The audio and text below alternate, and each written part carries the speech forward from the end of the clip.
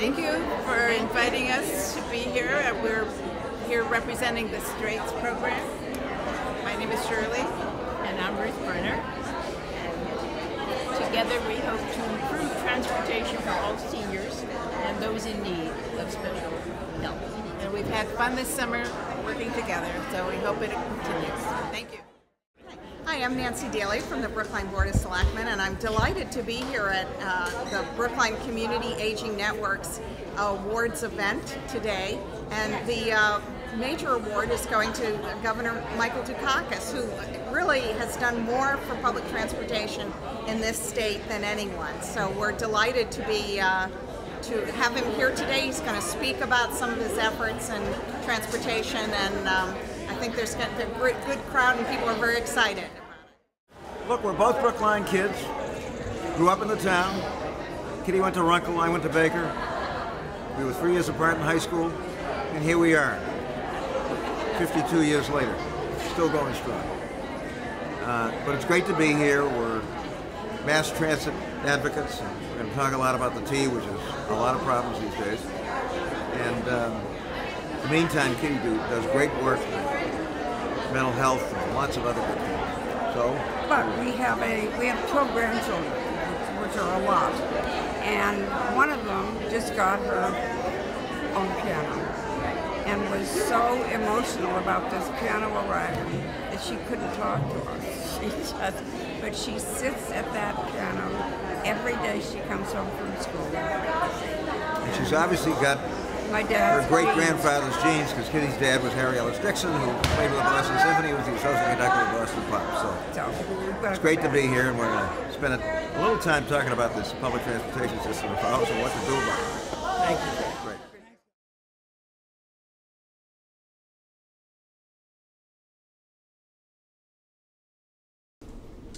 Brookline CAN is successful because we have a strong education program, we provide social connection, and a really vigorous advocacy program. So we accomplish all this because we have members, and we want to see our members grow, and we want to see that we have many, many more voices to add to the growing number of people who have become members. So if you are not a member, I hope you will sign up today and join us and become part of one of our committees. We have some wonderful committees that are doing great work. And we have people like myself who are here today to tell you anything you need to know and want to know about what we do and how to get involved. So thank you so much for being here. We have, I just want to make sure people know we have a raffle going. And yep. If you look back there, if you haven't done it yet, anybody that is here at the end of this program, we will pull out 4 names. And we have 2 MBTA passes. We have a gift from Olive, the store, and we also have a gift from Marathon Sports. So please get your raffle ticket now if you don't already have it. I want to turn the program over to Ruth Ann Dobek and Frank Caro, who are steering committee chairpersons for Brookline Community Aging Network.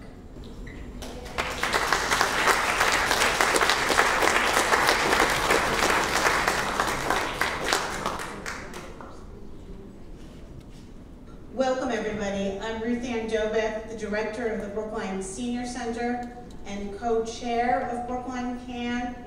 And as Kathy said, we welcome all of our members. If you have not signed up to be a volunteer in a project, this is a nice opportunity to hear about some of our accomplishments this year and where we're headed next year, and think about the way that you can donate your time. But as everybody knows, with the help of all the volunteers, there does need to be a thank you to the staff and time that it also takes to orchestrate a meeting of over 150 people in a short time period. So let's give a round of applause for all the hard work of everybody. Thank you. pulling this event. And transportation is such an essential item of seniors' lives that this theme of tonight's meeting you will be hearing throughout the year and throughout the years.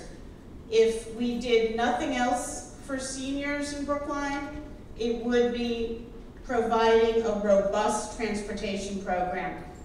It's never enough, there's never enough funding or energy or new ideas, but it is essential that we work as hard at making sure that our transportation system is there for every age group. So with that, we will be focusing the next year and our work on transportation. But we're looking forward to spending some time on looking at our accomplishments of the past year. Thank you, Roseanne. I'm Frank Carroll, another co-chair of Brookline CAN.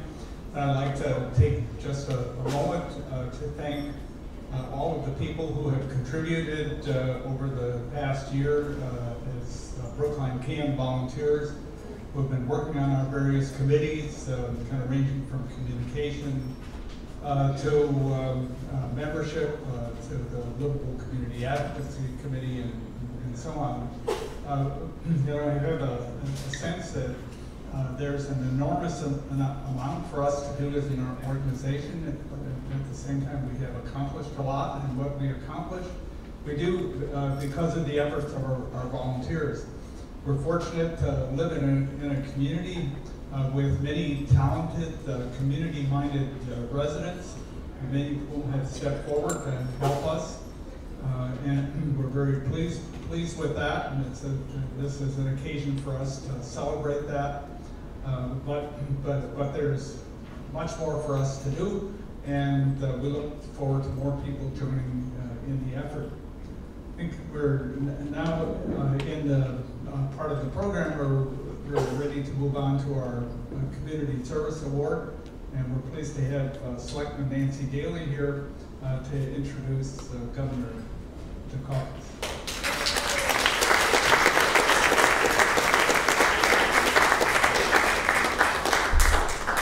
Thank you, Frank. Well, and I want to give a special thanks to all those Brookline CAN volunteers who were out during the winter and reporting back to the town on streets or sidewalks that weren't cleared as well as they needed to be, and it was, you know, we were trying to mobilize the troops on the town side, but we needed that information to get people to the right place. So thank you very much, those of you who are out there in the snow and ice. And one brief, forgive me, Frank, but Ruth Ann told me I could do a brief commercial. Many of you know I am going to do the Brookline Rotary Club's Dancing with the Stars this year, because I'm raising money for the Senior Center. And this is going to be a program, the money is going to go to a program that they're trying to get launched here at the Senior Center that will give Alzheimer's caregivers some respite from their duties of caring for relatives with dementia. So I think it's a great cause. So next Friday, September 25th, we're having a sock hop here at the Senior Center. That's a fundraiser for that event. From 7 to 9, it's $25 for seniors, $30 for non-seniors, and it should be really fun, and you all get to dance. And if you missed that one, the Brookline Rotary Dancing with the Stars is November 7th, I think. Do I have that right, Susan? And you can go on brooklinerotary.org and get tickets for that, or just contribute if you want. So thank you for that. So I am delighted to be able to introduce this year's Brookline CAN's Community Service Award winner, Governor Michael Dukakis.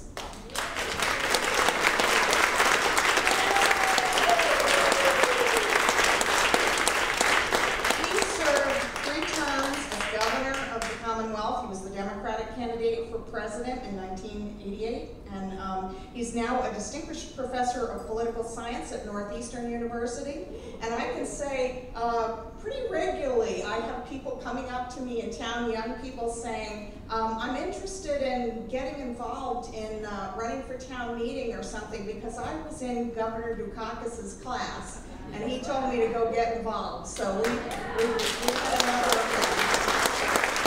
And we recently hired one of his students to be the assistant town administrator, who's doing a great job so far. So thank you for all your efforts and keeping the town in mind. The theme of that Brookline CAN is working on this year and with this event is transportation, and nobody has done more for public transportation than Governor Michael Dukakis. And he was a tireless advocate for the T. During his term, the red and orange lines were extended. He has also been a proponent of high-speed rail in the Northeast Corridor, on the board of Amtrak, and for many years now has been an advocate for an underground connection between North and South Station so that there is a better transportation route through the whole Northeast. So and of course he was very famous for riding the T when he was governor.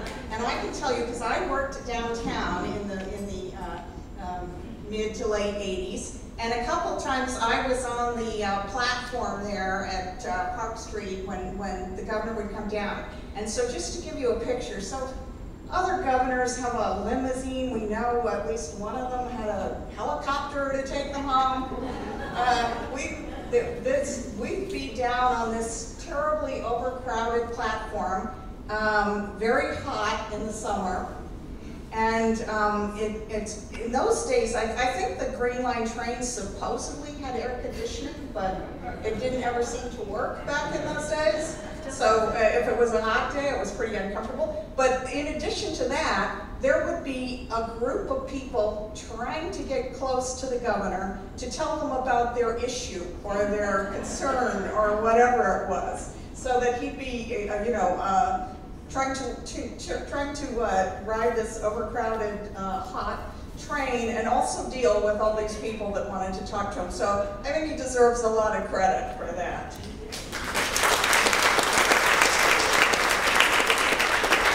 So I'm now going to welcome him up here. He is getting the Brookline CAN Community Service Award for his passion and advocacy for public transportation options. And I think he has a few words for us. So.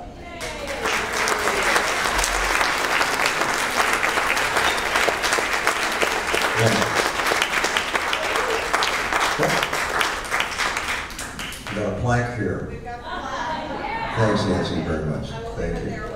Now, Nancy's got to go to a selections meeting, so she's going to make her exit. Thanks so much. It's great to be here with my dear wife, who is giving me a bit of an inferiority complex these days. You know, we go out and people say, God, Katie looks beautiful. Oh, she's amazing. How old is she? I tell them, well, she's going to be 79 the day after Christmas. So they go on and on for about 10 minutes, and then he turns to me and says, you don't look bad either. It's great to be here. Where's Chris? Chenjasoka. Is she here? Another one of my great graduate students now working for town of Brookline, doing great work. And another one of my students who came to me and said, I think I want to run for town meeting. What do I do? I said, you go out and ring every single doorbell in the precinct and stand in front of the polling place for 13 hours. She did. She was overwhelmingly elected. It's not too complicated, but it takes work. You know, this business about my riding the T is kind of interesting because it wasn't an act. I mean, Kitty and I were riding the T when we were kids in the town of Brookline when we had wooden streetcars. Anybody in this audience who used to ride the wooden streetcar? I don't mean the PCCs. I mean the wooden ones. With the, I could never figure out how those motormen, ran that thing. There'd be a guy up front, and he'd spin this lever, and he'd spin this lever, And somehow it would go, and then it would stop. And since Kitty grew up on Beaconsfield Road, she was taking the Beacon Street line all the time. It took a while for us to get the Riverside line out. And since I grew up in South Brookline, I'd hitchhike to the Chestnut Hill stop and then go in. And I was always, needless to say, an avid for public transportation. I want to tell you a little bit about the history of this, because even many of you who are on the older side of 50, I suspect, don't know it, don't remember it. But we had an extraordinary battle in this state over whether or not we were going to pave over the city of Boston with highways or begin to invest in public transportation. And we had about a 10 or 15-year battle over this. Because when I first went into the legislature in the early 1960s, we were told that we had to build the so-called master highway plan. And of course, every metropolitan area in the country had it. What was the master highway plan? 6 8-lane expressways coming through 128 into the city. And then, of course, if you did that, you'd have a massive traffic jam in downtown Boston. So we were told we then had to build something called the Inner Belt Highway, starting down on the Southeast Expressway, coming up what is now Melanie Cass Boulevard. That didn't exist at the time. Right down Ruggles Street. You with me? 8 lanes elevated, every bit as ugly as a central artery. 3 right in front of Simmons and Emanuel, through Frederick Long Olmsted's Emerald Necklace, through Beach Park in Brookline. You with me? Right through Beach Park, right through that neighborhood, right through that gem of a park, across the Charles River, smashing its way through Cambridge, right through Central Square, and around and hooking up with the Central Artery on the other side. And the next time you go up the artery, take a look, because there's a little stub where that inner belt was supposed to connect. And in 1960, I graduated from law school, took the bar exam, and then with my buddy Paul Brundis, jumped into his little Volkswagen, and we drove across the country to Los Angeles to the Democratic National Convention to see Jack Kennedy get nominated. And it was a great convention. Obviously, we were big Kennedy supporters. But being in Los Angeles for a week was quite a learning experience. This was in 1960, folks. Because even then, it was obvious that those freeways weren't working. Traffic was already backing up at 4 o'clock in the afternoon.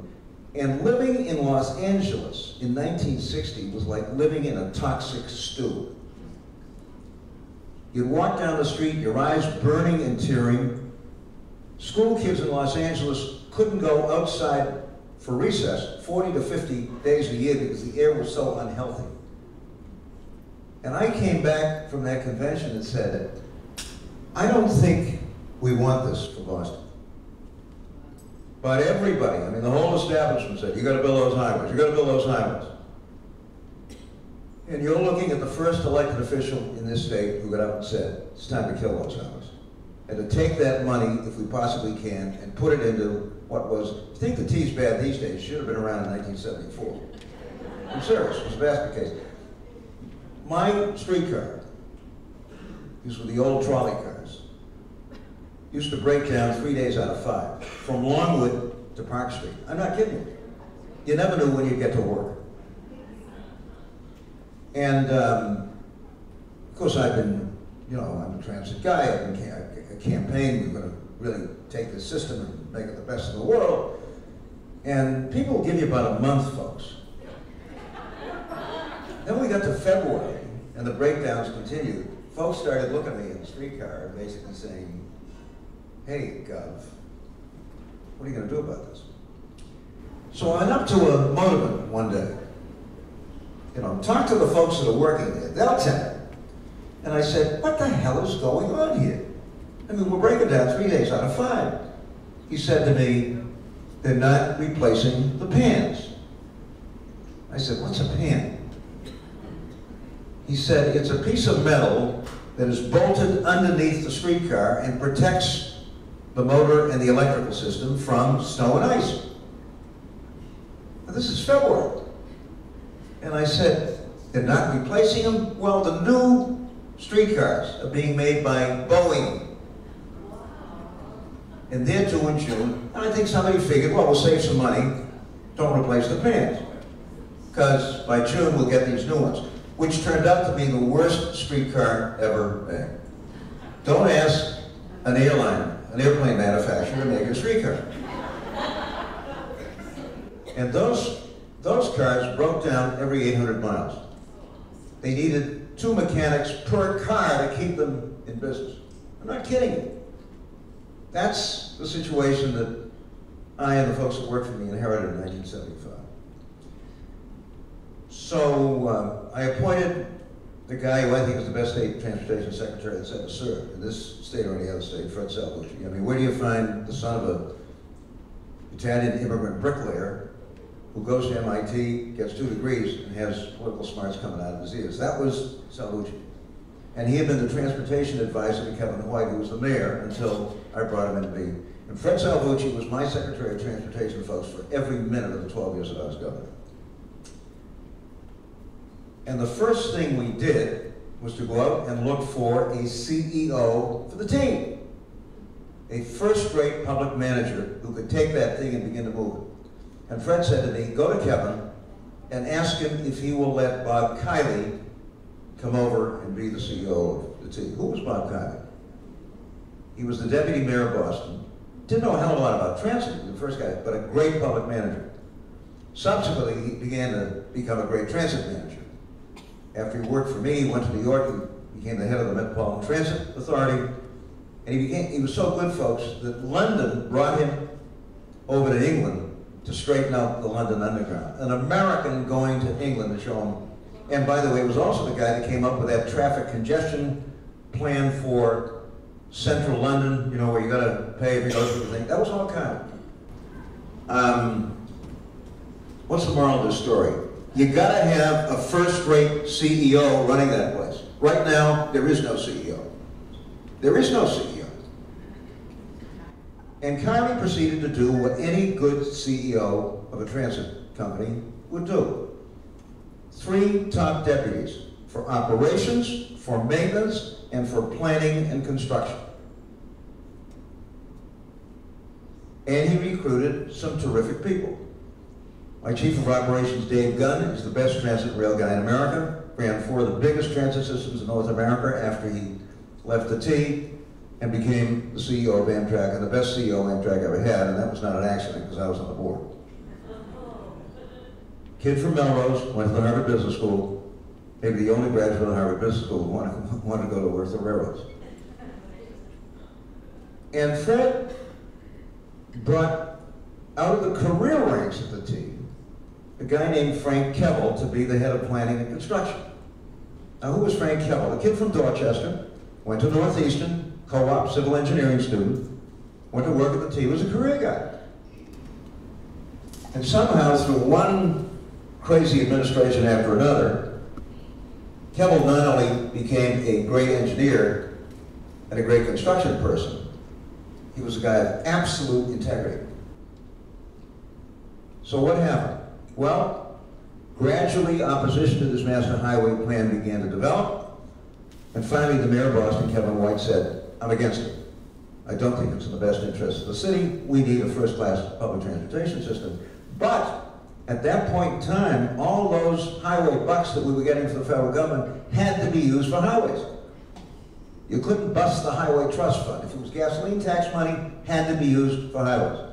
Thanks to a sainted man named Thomas P. O'Neill Jr., otherwise known as TIP, federal highway law was amended so that states that didn't want to use that money for highways could use it for public transportation. And this was the first state in the country to be able to use highway money. We busted the highway trust fund. And we got $3 billion in federal highway money and poured it into the T and transformed the place. I mean, those of you who remember the T before 1975, I mean, it was like walking into your cellar when you went to one of those stations. We acquired the entire commuter rail system for $60 million, I mean, a song, and completely restored it, upgraded it, extended the red line from Harvard Square to Alewife, tore down that awful overhead elevated through the south end and replaced it with the southwest corridor. On time, on budget, not a whiff of scandal. Why? Because Frank Kevel was the guy in charge of that program. It's all about people, folks. It's all about people. And if the governor were here tonight, one of the things I say to him is, look, get yourself a first-rate CEO who then picks a time-crunch deputy for operations, maintenance, and planning and construction. And let's get going. Because the current situation is intolerable. It's just intolerable, and there's no excuse for it. Somerville has been waiting for a long time to get the Green Line extended, and I'm all for it, folks. Now this is what we call these days light rail. It's a trolley, right? Just like what we have. This is a 4.5-mile project on an existing right-of-way. Don't have to take any houses, don't have to take any businesses. Right next to the commuter rail. 7 stations. Out in Los Angeles, where difficult though it is, Kitty and I drag ourselves in January, February, March, and I teach at UCLA in the winter. Our excuse is that 2 of our kids are in the West, one in Colorado and one in San Francisco, and they each have 2 kids, so it gives us a chance to get out there. But look, this past winter, LA was pretty good, you know?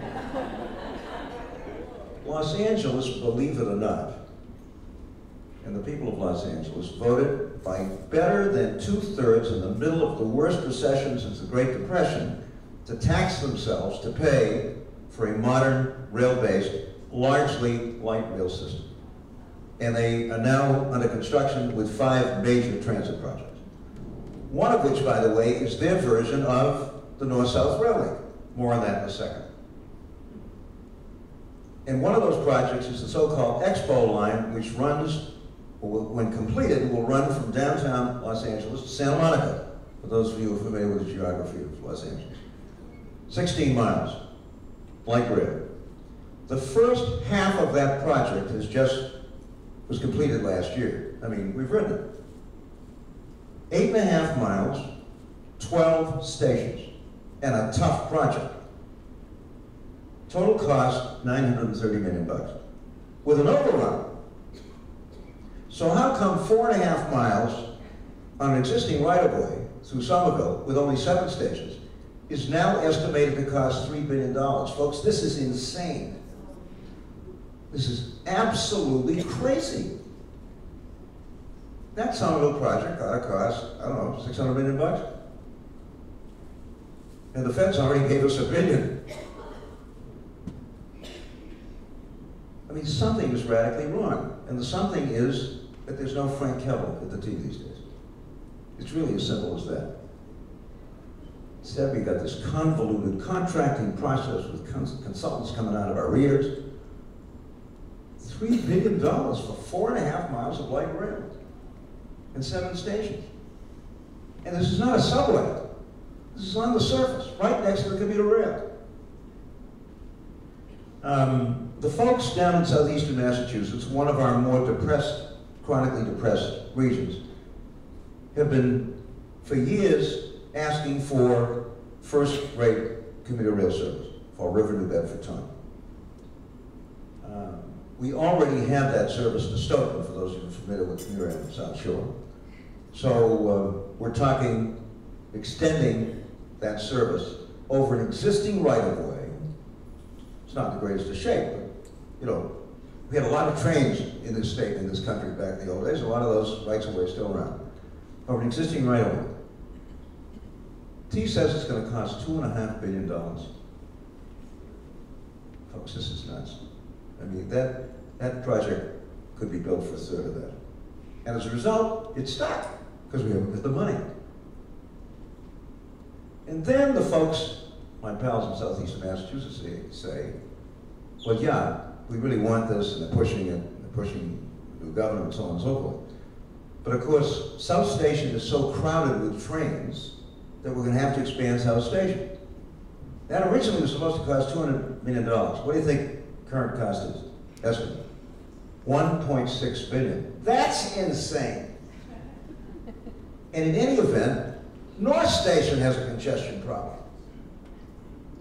God knows what this is going to cost. And expansion doesn't solve the problem. Because pretty soon those new tracks are going to fill up. What will solve the problem at long last is connecting those two stations. And if you do that, the congestion disappears. Because trains don't come in and stop for an hour and then turn around and go back out again, right? Folks from New Bedford will come to Boston, but that train will run to Lowell. The Providence train will go to Newburyport. One of these days, I hope we're going to have rail service on a regular basis to Hyannis. That'll cost $60 million. A new bridge over the canal will cost $500 million. Which one of those do you think will do a better job of eliminating congestion on Route 3 and Route 24? I mean, think about it. And these are all decisions, folks, that we ought to be making now. Olympics or no Olympics. And the North-South Rail Link not only will solve the congestion problem permanently. Any of you here from Philadelphia? Who's from Philadelphia? For some reason, Kitty and I both grew up in Brookline, went to Brookline High School, we both ended up in college in Pennsylvania, totally unconnected. She was a freshman when I was a senior. I had eyes for somebody else who was in my class. And that somebody else, who by the way was one of our dearest friends, introduced us to many years later. Anyway, but she ended up at Penn State and I ended up at Swarthmore. When I was at Swarthmore in the 50s, if you took a train in from Swarthmore to Philly, you came to Suburban Station, right? And then you had to drag your bag a half a mile to the Amtrak station. Same problem we had. So what did they do down there? They connected the two stations. Brilliant, eh? And now I went to my 60th reunion with Kitty. My classmates looked awfully frail. really got worried. Anyway, we took the Amtrak to 30th Street Station, took the escalator upstairs around the corner, where both the transit and commuter rail trains arrived, total of 8 tracks for both commuter rail and transit. We already got the transit thing solved at North Station and South Station, right? Which means that if you build a North-South Rail Link, we not only shouldn't be wasting a nickel on expanding South and North stations, we'll have 5 or 6 tracks surplus. It'll take 60,000 cars off the road, 90,000 more people will ride commuter rail, enough passenger revenue to bond the project and pay for it over a 20-year period.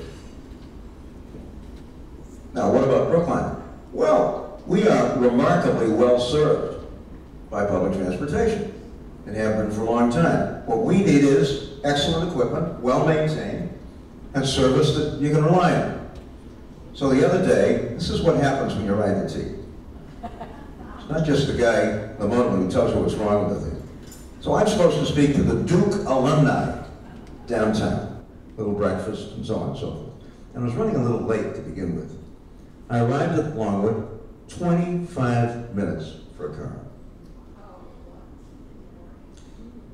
Packed to the gills. I mean, people saw me and finally said, "Can we move a little bit? The governor's got to get on this thing."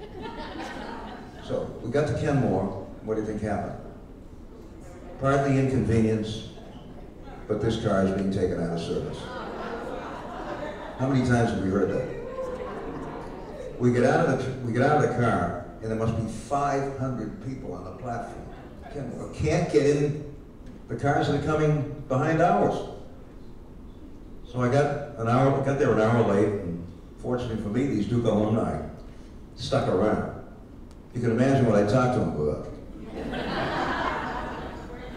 But you know, and I want to open this up to question. I want Kitty to be part of this because you may have some questions for her as well. She's done incredible work in the field of mental health and advocacy.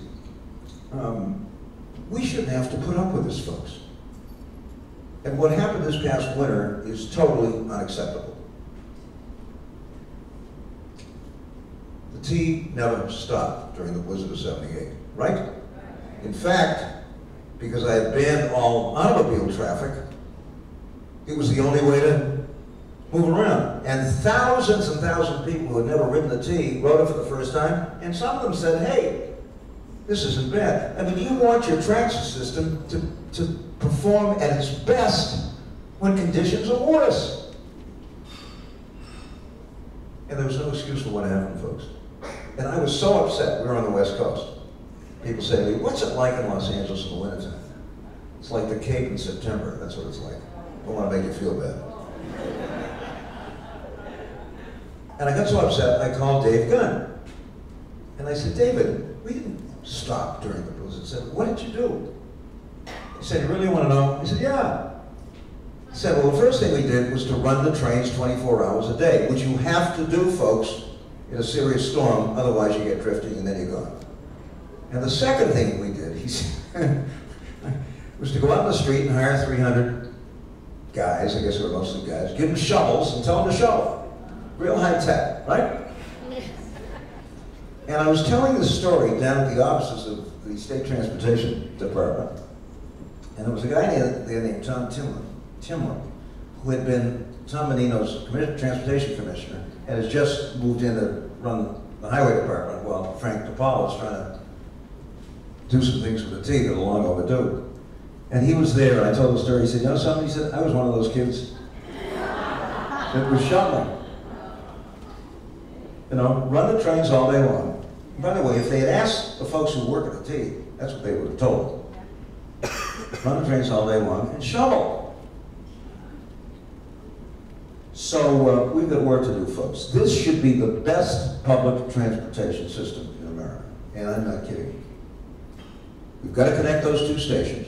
And by the way, there's no watching here. I mean, the congestion is getting worse and worse. It's not as if maybe we don't have to do anything. It's either expanding the stations at a cost of $2 billion, which is a short-term and very inadequate solution, or it's, and this is not a big thing, let me tell you, countries and cities all over the world are connecting these stations. Now, every once in a while, some people say to me, why do all these cities have 2, 3, 4 stations? We've got 2, right? Got North Station, South Station. How come? Any of you know? Why don't we just have a central station? Because New York, New Haven, and Hartford ran the trains to the south, and the B&M ran trains to the north, and they each had to have a station. And I could show you special commission reports from 1910 recommending that the stations be connected. So, when your friend Dukakis came up with, Salvucci really, this big dig thing, right? We were going to tear down the artery and put it underground. Since we were tearing up the city, we figured we'd take just one traffic lane and devote it to rail, right? Reagan administration went crazy. First they were opposed to the big dig. I don't know if you remember it, but there had to be a congressional override of the president's veto on Tips Tunnel, as they call it. And secondly, when they heard that we wanted to take just one lane and devote it to rail, they went, whoopee. And we finally had to back off. But to the credit of Bill Well, with whom I don't agree on a lot, but we both happen to be passionate about the harbor and the harbor islands and the North-South Rail Link. Well picked it up with the help of Ted Kennedy. We spent $5 million on detailed engineering, environmental impact stuff. We know a great deal about this, and this project can be done for a fraction of the cost of the big dig and largely pay for itself because of increased passenger revenues and reduced operations expenses. And so the other day, as you probably heard, Dukakis and Weld went up to the State House to meet with Charlie Baker and to see if we could persuade him first to get off this South Station expansion thing, which really is nuts. I mean, just a colossal waste of time and effort. And to get serious about connecting these two stations, which will have a transformative effect on the city, on our commuter rail system, on crowding in the tunnel, because a lot of folks who now get off at North Station and South Station and then have to take the T to go where they're going, will go directly to their place of work.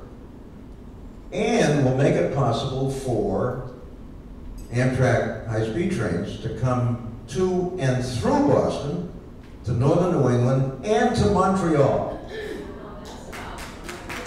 3 hours, high-speed rail, Boston, Montreal. What do you think? You go to Paris, 3 hours, right?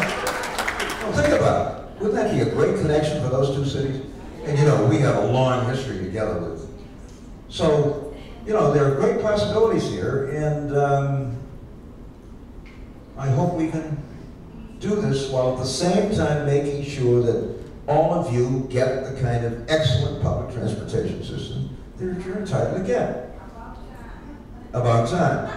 Now, it may require a little more money, but our political leaders, I think, ought to have enough intestinal fortitude to say to the people of Massachusetts, as I had to back in 1989, and not at a nice time, and we were going into another recession and all that kind of stuff. Look, you're paying less than $1. I mean, you're paying more than $1 less for gas than you were paying last year. I paid $2.06 for gasoline, $2.06 a gallon at the Costco in Denver. I'm a big fan of Costco. In fact, Katie will tell you that our kids threatened to do a Costco intervention on me last year. $2.06. What were we paying a year ago? $3.40? What was it? Supposing the government and the legislature went to the people of Massachusetts and said, look, can we take a dime of that $1 or more and devote it to your transportation system? I mean, I think people in the state would respond, especially if they began feeling that the T was being run well. But you can't do this on the cheap, folks. I mean, it does require a few bucks. But I think we can make that case. But it's going to take excellent management and a little vision about what we're trying to do. Anyway, now, let me say one other thing. I was not a fan of this naming of South Station for me. I'm not a big fan of naming these things for politicians. But as I thought about it, I said, hey, if it's my station, then maybe I can stop this foolish expansion and we can get on with the North-South Railway. So I finally conceded. Anyway, so when you go down there, look, it'll always be South Station. It's like Boston Garden. It's been named for what, 5 different banks, but it's still Boston Garden. But my hope is, folks, I mean, this would be a transformative investment in this state. Now, it's not the only thing we need. Our friends in Western Massachusetts would like to be able to get on a train in Springfield and come to Boston. Don't you think it's about time they were able to do that? And that would be transformative. But by and large, we're talking about a very limited number of major projects here. But we're talking about excellent management, excellent maintenance, regular overhauls. When I was in Amtrak, folks, it wasn't my fault. This has been going on for a long time. I saw trains coming out of those shops in Indianapolis of Amtrak that were 50 years old. And they looked like new, they smelled like new, and they performed like new. I'm telling you, 50 years old.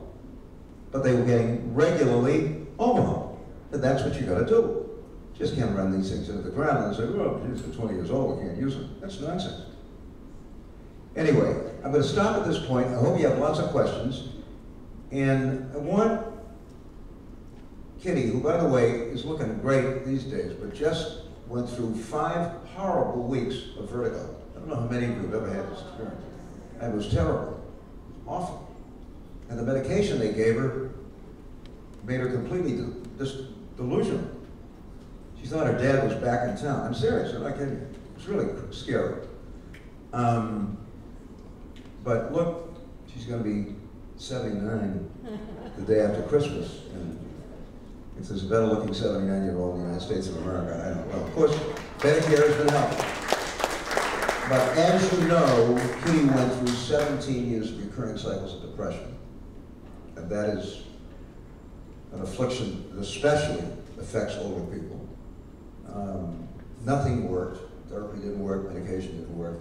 Electroconvulsive therapy, which we used to call shock, worked. And she now has a treatment every 5 to 6 weeks. She's totally off of medication. And she looks like $1 million.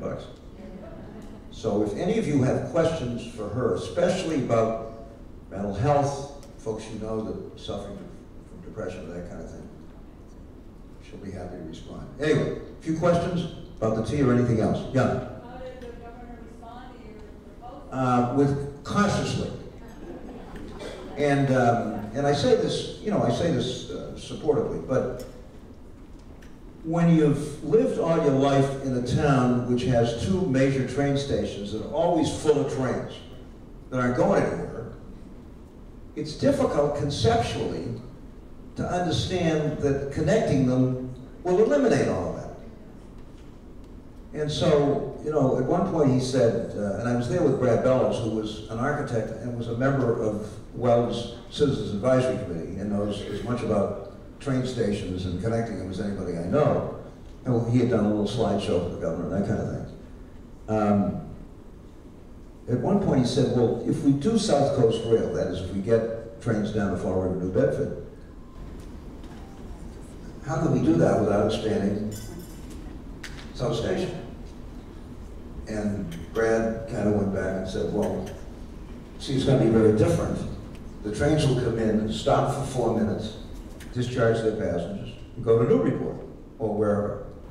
And that's kind of, you know, I got to tell you, until we did that trip to Philadelphia and I had a chance to take a look at the Philly operation, I had a little difficulty kind of, once you see it, it seems so obvious, you know? But I hope we're going to be able to persuade them, and next Monday, I'll be meeting with a new working group on the North-South Rail Link of about 35 people, very impressive group of folks, some developers, some laborers, got about 6 mayors, most from the north, a lot of them from the north side of the city, because, you know, they're kind of blocked. And I hope that's going to help. And we're just going to keep working at it, see if we can make it happen. So far, I mean, I can't say we got a rousing vote of confidence, but I think we made some difference. I made a difference. Hal, go ahead. Michael, I think you're absolutely right that you need management. The problem with the Green Line and some of them, are you aware that when they got the contracts, they had the contractors submit the maximum bid, not the lowest bid. If we did that for Philly Park bills, it cost $3,000.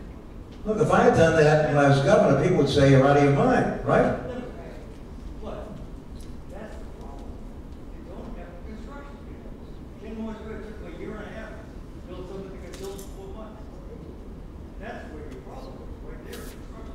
And that requires a top-notch deputy for planning and construction like Frank Keppel, and they're out there. You know, they're good people, good construction people. I'm just curious, what happened with our last effort? What happened with? This development after doing what you were talking about? Well, I mean, he wasn't, you know, I was a fan of DeVos. I thought he was a pretty good governor. But when you have 4 secretaries of transportation in 8 years, I mean, I was very fortunate. Sal Vucci was there for every minute of the 12 years that I was governor. And when you get, first, he's an extraordinary guy. And secondly, you get that kind of continuity. And thirdly, Fred has an eye for talent, which is remarkable. You know, I'd have to approve some of these appointments, but I never hesitated because I knew that these folks that he was recommending to me were, you know, I really didn't know Frank Keppel. I got to know him very well. But I didn't know that Keppel was so good. Fred knew he was good. Yeah. Go ahead.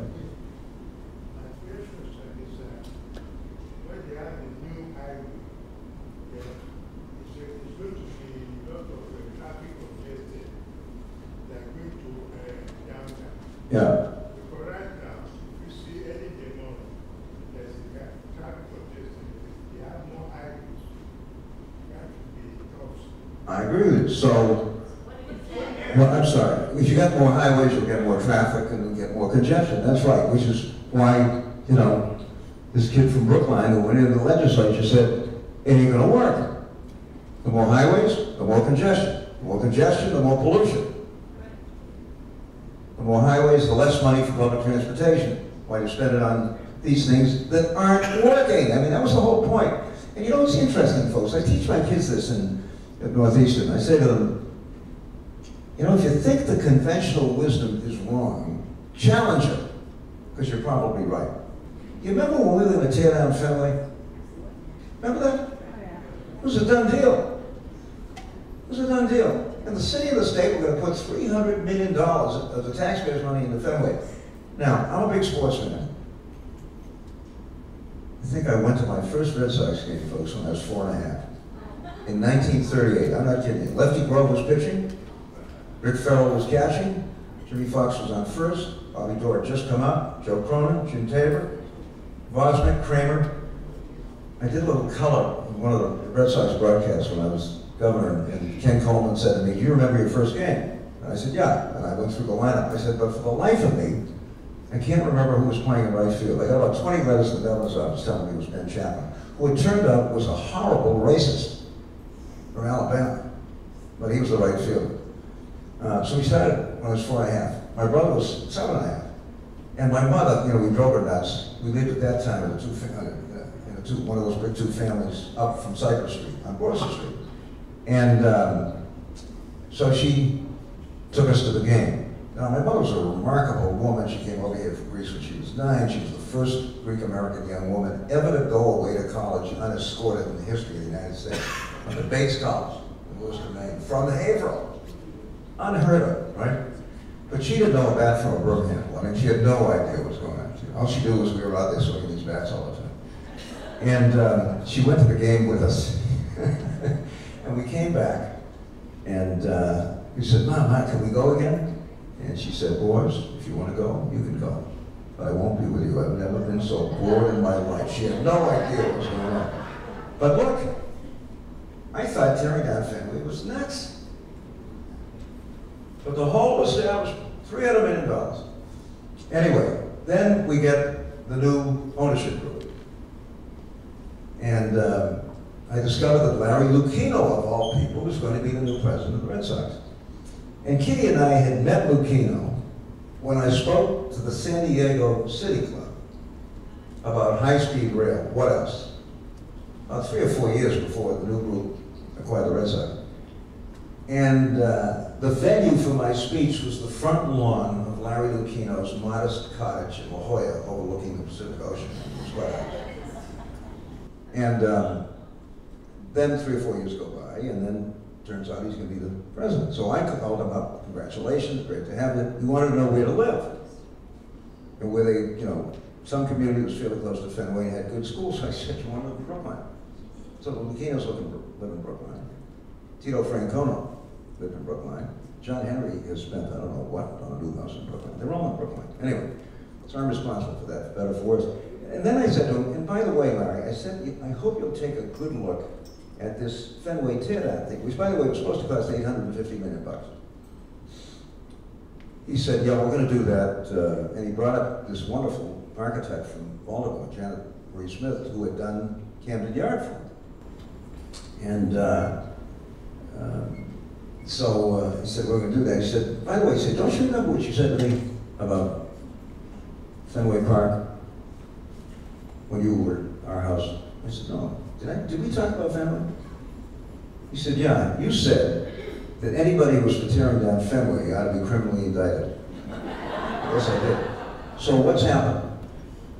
No taxpayers' money, 1/3 of the cost, and we got a ballpark there which is, you know, I mean, they're in last place and they're still getting capacity crowds because people want to go to Fenway. Is that enough? Any questions for Kitty?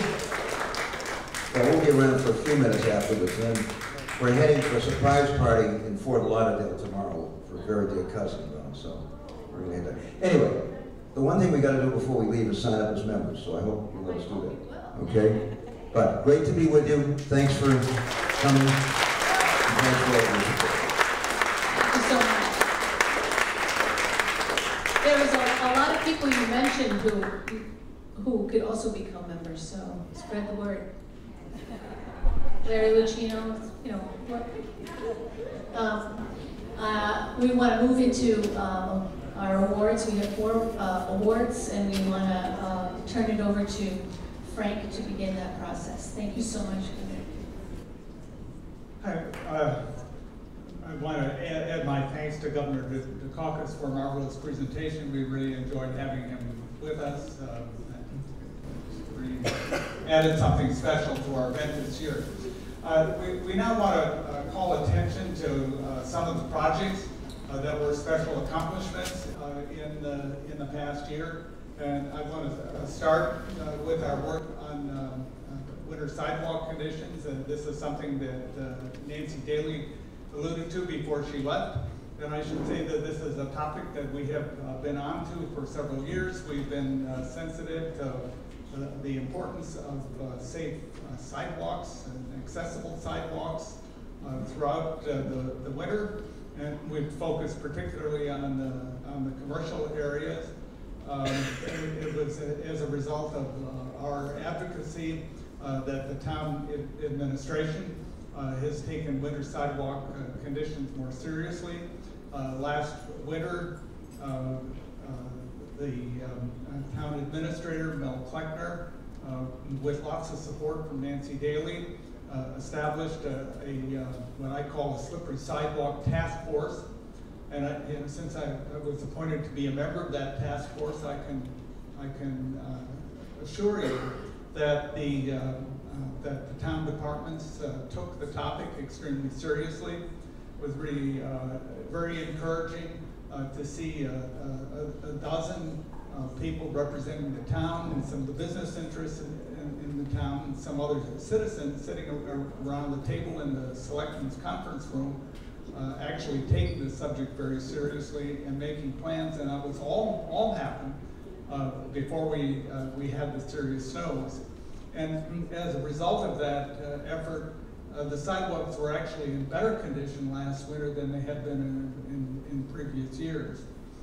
So we are presenting an award to both Nancy Daly and to Mel Kleckner in recognition of that effort.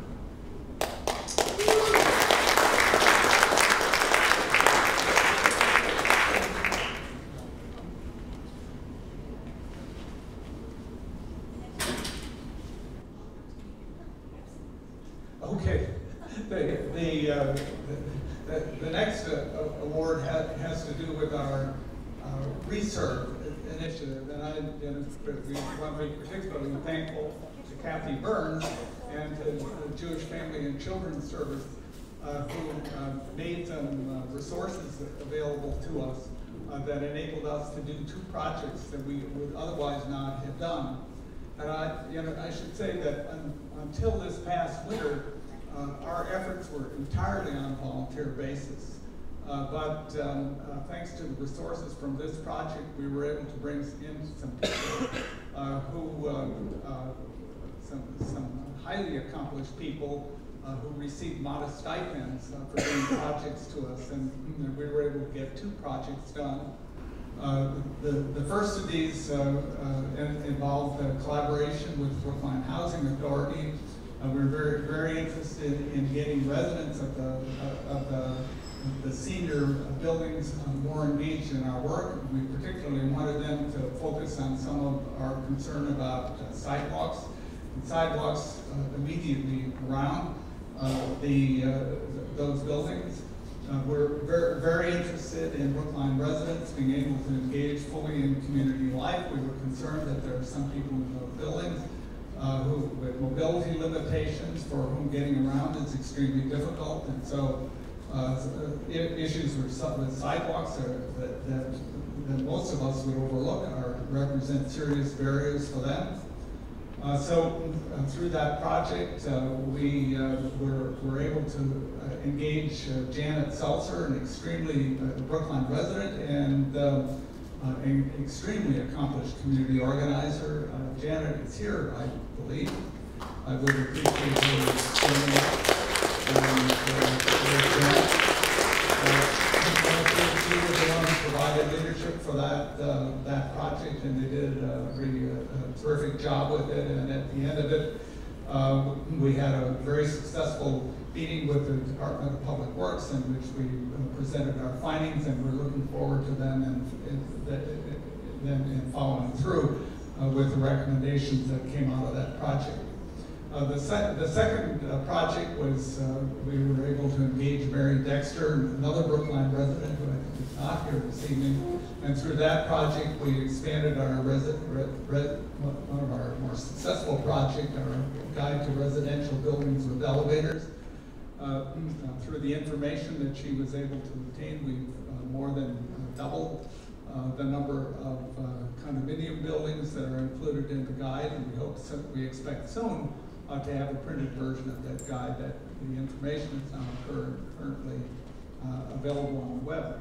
And I should say we want to particularly recognize Kathy and Jewish and Family Services because they provided us with the resources that enabled us to do that project. So thanks to Kathy, who is currently in the back of the room, but I'm confident that she'll come forward. And I'll give myself my So,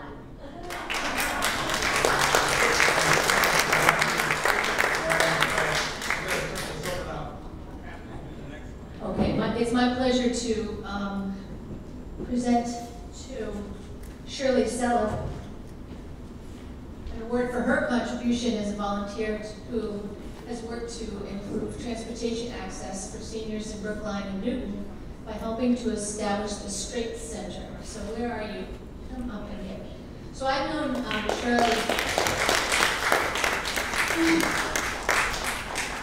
in another context and known her to be a most fabulous volunteer, and most recently she amassed a group of people, and you can really it's really the power of a group of people to put forth an idea and to really see it through from the very beginning to what we hope will be. And I hope many of you could become volunteers in the new Straits program. So Straits, as your program indicates, stands for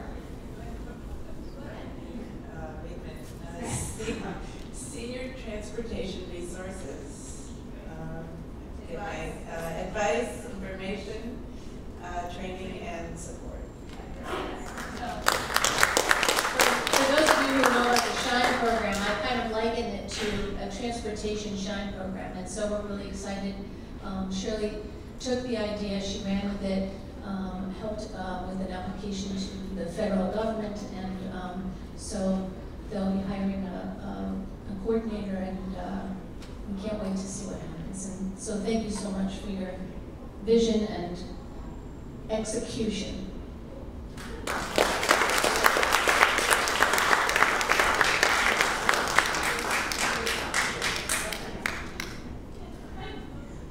Thanks. And our next award, it follows on the theme of a great idea often takes much more work than you think to have it become a reality. It includes many meetings, committees, and the dedication of a few people who will really take that idea and grow it from a seedling into a tree. The idea is unique to Brookline.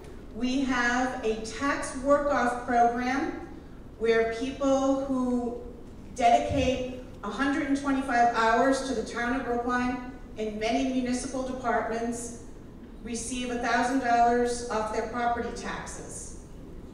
When we brought forth to the selectmen, this is a great idea.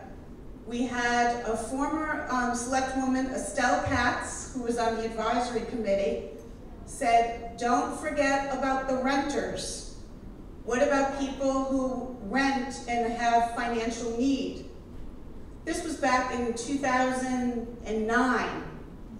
We agreed that this was a wonderful idea, and renters, who often are spending way over 30% of their income on rent, could also benefit from this program. But a good idea needs more than just being a good idea. Frank Carroll and Brookline CAN supported it. We had some support from the advisory committee, but it kind of stalled. And finally, Harold Brown and the Hamilton Charitable Foundation stepped forward with a $5,000 pilot program to get it started. So in 2014, we started a pilot program where we were able to give renters that same benefit. We continued to advocate, and Mel Kleckner, the town administrator, took some leadership role, and it was in this year's budget. So Brookline is it is the only community that we know of in the whole country that provides a similar program to property tax relief to renters. So let's congratulate Harold Brown from the Hamilton Charitable Foundation for his support. Mel Kleckner can't be here, but we would give his support to the town administration as well.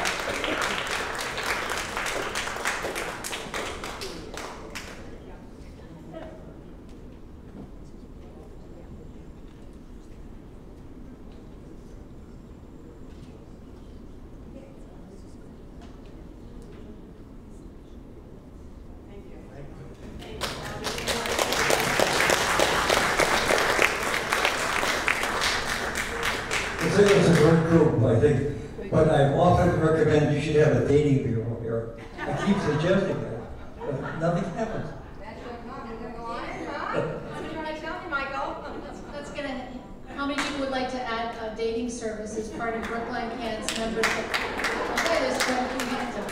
So thank you so much, everyone. I want to just put one final pitch in for you.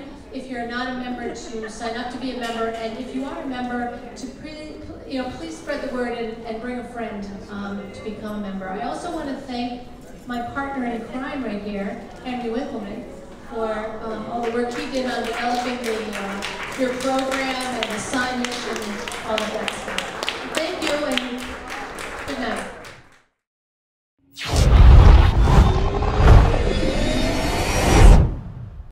Thank you.